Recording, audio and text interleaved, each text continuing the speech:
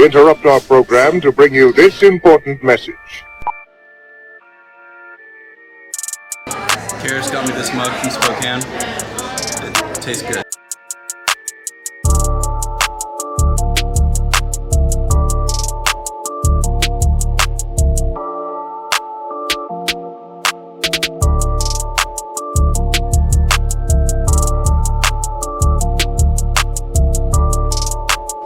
Hey guys, today we are filming a podcast for the Patriot YTH channel, and we are here with Pastor Nolan and his wife Karis.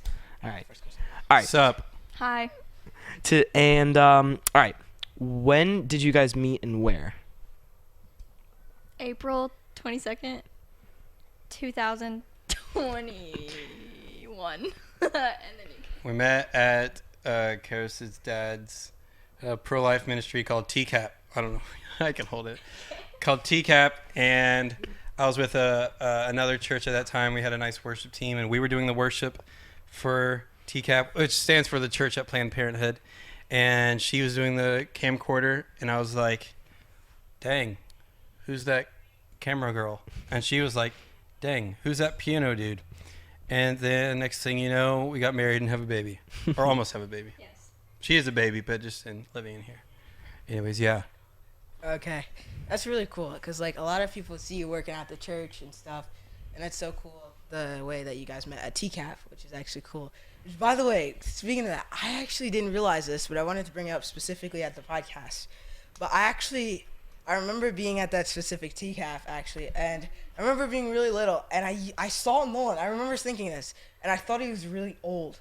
Like the hat. I don't know what it was, but I just thought he was like 40 something, like just the way. Oh, I did have a goatee. Yeah, I had the goatee. Yeah, I don't know. Yeah, it was just like Goatee. that. But you can ask.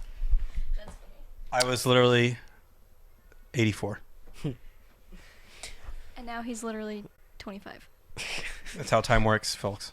All right, so how long were you guys dating or courting before you guys got married? So, we were talking for like a month because we were pretty much dating, but I had to ask her dad, but her dad was like so busy and in Spokane, Washington, like half the time. So it like took a month and asked her dad, and then we were dating for, let's see, June, July, August. So like 4 months 3.5, 4 months. till we got engaged, and then 2 months later we got married. So 6-ish months. Yeah, Yep. it was fast. But if you know, you know. What she said. So, you guys, specifically Nolan, because I guess he's the youth pastor here. If you guys didn't already know, but how did you specifically when you were younger or just whenever? How did you kind of meet God there? Yeah, so I grew up in church. I went to Park West Church of God, locally here in Knoxville.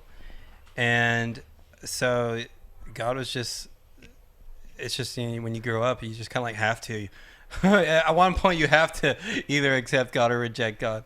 And good thing I accepted him. So, actually, when I was 6 years old, that's when I became saved. And they told me at kids' church on a Wednesday night how to say like the sinner's prayer, so to speak. And I memorized that. And then that night in my bunk bed, I was in the top bunk. My little brother was in the lower bunk because he could fall out. I said that prayer, and after I said amen, I remember feeling as if like air was like forced in my lungs. It was like that's how I can describe it. But that's when I would say I got saved. But then I really started to make it my own faith, so to speak, in 8th grade. Yeah. And yeah, Karis, or just me or Karis? Okay, Karis. Okay. Yeah, you can. I grew up in church. My dad's a pastor. And so when I was 3 is when I actually got saved in a car. 3? Yeah, and I still remember it though. I was in a car and I really just wanted to be saved. And then so Micah, my older brother, led me in the prayer. And I remember like right after that, I had just the best feeling ever. Like I just felt like, I don't know, like a new person, I guess. And then Micah was like, yay, now our whole family's saved. And that's what I remember. honestly, from there, I just kind of grew in the Lord. So, how did Nolan? How did you kind of get into like worship? Because you're also like you do worship here on Sundays. So Yeah. how did you kind of like get into that like type of? Yeah. worship stuff?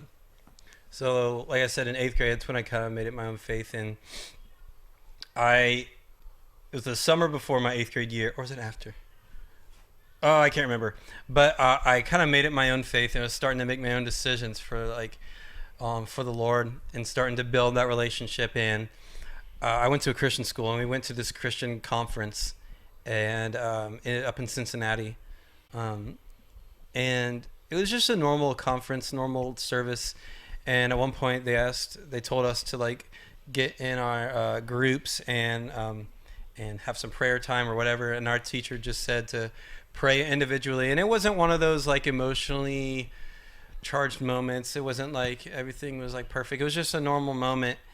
And I remember I closed my eyes, and granted, I played instruments.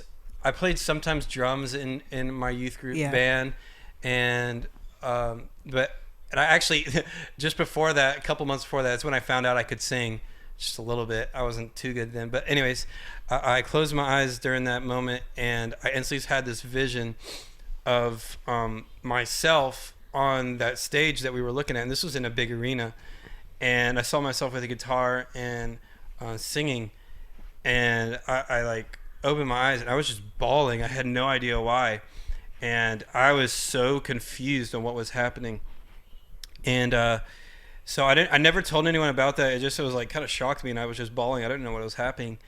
And then the next week, my Bible teacher comes up to me and was like, "Hey, Nolan, do you want to lead worship for our 8th grade chapel?" And I was like, "What?" And so that was the first time I led worship, and haven't looked back since. Yeah. All right, what would you say for either of you are some cool stories you've had where encountering people while sharing the gospel or telling people about the Lord? Yeah. Let me think. You know, I remember. Let me think. I remember one time, me and my friend, we were still in high school. We were in downtown Knoxville, and this is probably the first time I actually got to like share with someone. But we were in downtown Knoxville, and this dude was riding on his bike. He might have been a little like, I don't know, maybe on something a little bit, but we just started talking. I don't know, but he just started talking about like something about Mormonism and how Mormons came to his house and told him he has cool ancestors and that he should be ordained, or I don't know, it was something super weird. And we began to tell him about how, like, honestly, just about how Jesus is like, you don't care who your parents were, I don't care who you are. We just shared the gospel. That's one thing I can remember. Then another time I was on a mission trip in Canada, and we, with my school again, and we led actually a lot of kids to the Lord, just from worship. And and this was in Quebec, where up north in Quebec, it's called Maniwaki, and there the population, or the Christian population, is about 1% of adults. And wow. You can imagine for kids, honestly, totally, it's an unreached area, and most of them have only heard about Jesus through like internet. And this is crazy. Their cuss words there, and they speak French. A lot of them speak French. Their cuss word theirs are church words, because of they hate mostly the Catholic Church. They hated the church so much. Their cuss words are like priest, temple. Cuss word? Yeah, it's like literally a cuss word. So like they hated Christianity, but these kids saw. We didn't even we told them about the gospel, but they really just saw how happy we were, and just stuff like that. And I got to lead a little girl to the Lord, and sorry, I burped. I drank some water, but I got to lead someone to the Lord, and yeah, that's awesome. Yeah. So this is a question for Karis. When was the first time you realized, like, wow, this dude's cool, or like, oh, Oh, with Nolan. yeah. Okay, actually, so the August before the April we met, so like, yeah, maybe it was 7 months before, or whatever. We actually went to their church, and because my dad was speaking there, because he kind of got connected with Nolan's old pastor. I saw him playing the keyboard, and I was like, "Ooh, he's cute," or whatever. But then I searched him up on Facebook, and then he had already graduated college, and I was still in college, and he was just, yeah, he went to Lee. Well, I was going to Lee at the time too. Anyways, but he was older, and I was like, "Oh, he's gonna be too old for me," so I just tried to forget about him. But then he kept coming to TCAP, and I kept videoing him, and then basically, I guess the first time I saw him. She loved me first. Oh wait, actually, another cool story is when I was driving on my way to the TCAP that we met at, God told me, and it was like I knew it was God. He said, "You're gonna meet your husband tonight." Whoa. And I was like, "Okay." That's awesome. And then I met my husband that night. So yes. She knew first. She knew. Yeah, she it knew took Nolan longer. She knew from the start when you get married. Boys take longer, so. All right. So how do I put this? In what specific ways? Because I know when I first found my faith for myself, it was definitely a process, but I definitely knew when. In what ways would you say you saw your faith change once you started to make it your own for both of you guys? Yeah. I can't remember when exactly, but I remember when I was younger, either in 8th grade or maybe in high school, I heard a sermon about what it means to know God. And there was a point I remember in my room growing up, and I was like, I came to my, I had this come to Jesus moment. I was like, do I even know God? In that way of intimately knowing God. I was like, or do I just know what everyone else says about God? Or what other people's, do I only know God in the way of how other people know God, their relationship? And so and through encounters with the Lord, or I say what I mean by that is just being in moments of you can't explain it, but Jesus is just right there, is when I begin to actually know what he's like. And so you can't know, I can't know a lot about Karis until I come face to face with her, until I get one-on-one with each other. Even if I'm in a group with Karis, and that's what we talk, you get to know him a little bit, but we truly got to know each other was when I asked her for coffee. So when I began to actually go one-on-one with the Lord, apart from services, is when I'm oh, and in the context of reading the Bible, because you don't want to try to know God out of the context of the Bible, because that's how you know God. But yeah, when I realized well, I actually do I even know him? Have I actually opened up and truly let him know me too? But yeah. Yeah. All right. A bit of a deeper question. So I know that this is a youth channel. What would you say as a youth pastor to kids out there who are maybe struggling with depression or suicidal thoughts or rebellion or things like that? Yeah. So, a lot of times, I've never been suicidal, but I think I've been in points, maybe when I was in college, where I was just feeling more depressed. And every time it was because I was kind of living my life not in purpose or not on purpose. A lot of times I was in sin. So if you're struggling with depression and suicide, you're in sin, well, there's step one is ask the Holy Spirit to help you not sin. But the depression and suicide, man, I think a lot of times, especially with the youth today, and it's actually, we just talked about this on Wednesday last week, is why are we on the earth? What is the point of Christianity? Why Christianity? Why do we want to know Jesus? And I think a lot of times when especially youth, because youth are honest, they don't beat around the bush. They're wondering, they're interested, is where there is no purpose, where there is no vision. This is a verse in, I think, Proverbs. Where there is no vision, people perish. I would say where there is no purpose, you'll start to perish. Yeah. As in, if you don't know why you're alive, if you don't know what God put you on the earth to do, then you'll start to realize, like, man, what is the purpose?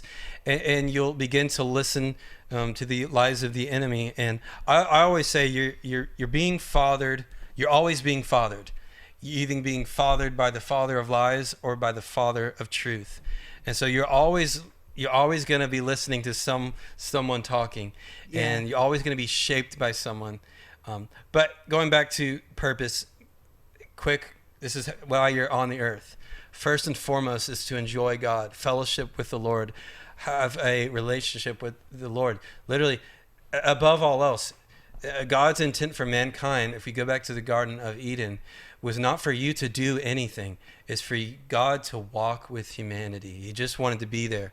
So our purpose as Christians is just to be with the Lord. Enjoy him every day. Enjoy him in everything that you do. And second is to have a calling. Like when Jesus redeemed Peter at the campfire after Jesus rose again, he redeemed him by saying, "Do you love me?" And Peter said, "Yes." That's the step one. Are you entering into this relationship again? And Peter said, "Yes," 3 times, as many times as he denied. But right after he said, "Do you love me?" "Yes," he said, "Then go and feed my sheep." And so basically what Jesus was doing with Peter is saying, I'm restoring you and redeeming you back to this relationship, this fellowship, this communion between me and you. Then he said, "Now go do what I put you on this earth to do," and he's the father of the early church. He's shepherd. He's like the first pastor, so to speak. Yeah, I definitely think that when I've struggled with getting down or being depressed, I definitely think a lot of it comes from not really having, like, finding my, that sounds new age, but finding my purpose in life and just living life to live life. Just doing school and getting it done, getting what I need to get done, and then finishing the day. But once I started to really, like, enjoy the presence of the Lord, just, like, read the Bible more, delve into it, worship more, that was big. I think I definitely understood, like, how good he is and how life can be better with him. So yeah, honestly, like, and this is what I'm learning this too, is New Age tried to steal this, but Christianity is, there's some theologians said this, that the primary purpose of Christianity is enjoying God. It is that in every moment you can just enjoy him. Sometimes we put so much pressure that we got to be doing stuff and doing all these good things like evangelizing, and that's the primary purpose. I mean, it is a great purpose, but it's secondary. We're on the earth to enjoy God, and every single day. So whether it's like, I'm going to be doing this later today, mowing the lawn, I enjoy it with God, his creation. Whether in marriage, in our time together, we enjoy God, and in friendships and playing sports and doing whatever, Colossians 3:23, whatever you do it unto the Lord. It's just like, man, in every single area, every single step of your day, enjoy God, and you'll find yourself so much more happy. And and then out of that, because you'll be so close to the Lord, then you can do all these things. But you got to get step 1 first. Yeah. So this question for Karis. So basically, I know, by the way, if you guys haven't seen our interview with Micah, that was pretty cool. But if you guys did not know, this is his sister. And so being part of a family, like, literally her whole family, I think, her whole family is in ministry. I think even your parents. Yeah. So what is it like being, like, all your family, like, being in ministry and stuff like that? I think it's amazing. I feel like we all have, like, it's all purposeful. Not, like, obviously, like what you're saying, do whatever you're doing. Like, if you have just a normal job, like, that is great. And that's a ministry. That's, what God wants. But anyways, I think it's just, I really enjoy being in ministry with all our family. And my grandparents are, like, in ministry, and then they can come and help speak here and stuff when they come. And I don't know, it's like a family. It's like all you know. Yeah, it's just all I know. So and I love it. Was it, like, weird, like, when you got married? Was it, like, weird getting married so soon? Like, or, like... It felt like forever that we were dating to me. So, I know, but, like, I think it was weird. Well, yeah, just, most people wait a lot longer, I guess, but it felt like 5 years, so it wasn't the weirdest thing. It was just God's timing, and it worked out great. So So you guys both went to the same college, right? yes. Well, first I went to Pensacola Christian College for 2 years. Then I went to Lee But not at the same time. for 1 year, but not at the same time. I Yeah. went the year after he graduated. Yep. Okay, so He like, went for 4 years. what is some interesting scores, like whether it's like high school or college, which I think you were like homeschooled or like Covenant, right? Yeah. In Washington. Yes. Were you homeschooled or public school? No. So I went to a Christian private school. You went to a Christian private school. Okay, so what was kind of like, kind of life like growing up, especially now, because like a lot of things are definitely different maybe when you were growing up versus now. So what are some encouragement for maybe kids who are public school right now, and like they see other kids doing whatever, maybe not following God? What are some like things maybe that can help them, like just what I mean? Yeah. I had a youth pastor once tell me, and this is so wise for young people. He said, "Show me your friends, I'll show you your future." Listen, like I get that, like we want to be evangelizing, but Jesus had close friends, and they were like good people, so to speak. But did he reach everyone? Yes. He did hang out with sinners and tax collectors, but his close friends were not the sinners. And well, Matthew was a tax collector, but Jesus brought him out of that. So like, first of all, I'd say if at all possible, don't go to public school. Because I'm just telling you, you're going to be shaped by who you're around with. Yeah. And if you're constantly around this, but find students at your school who have the same heart as you, and be their friend and hang out with them. And you can like be around sometimes and share your heart and evangelize, but your close people who shape you, who iron sharpens iron, who sharpen you and build you up and tear you down. Well, hopefully not tear you down, but they got to be in the same like heart as you. Yeah, and I was gonna say, like, if you do go and people say like Jesus hung out with like tax collectors and all the bad people and stuff, but whenever he hung out with them, when he left, those people were different. So if you do like hang out with all the bad people, those bad people, they need to leave changed, and not you leave changed by them. Yeah, it's like the term like missionary dating is like, oh, they'll change. Well, that goes to dating, but it's the same with friendships. Like, oh, if I hang around them, if one Christian hangs around 5 non-Christians, they'll all get saved. And they might get all saved. Yeah. Just saying.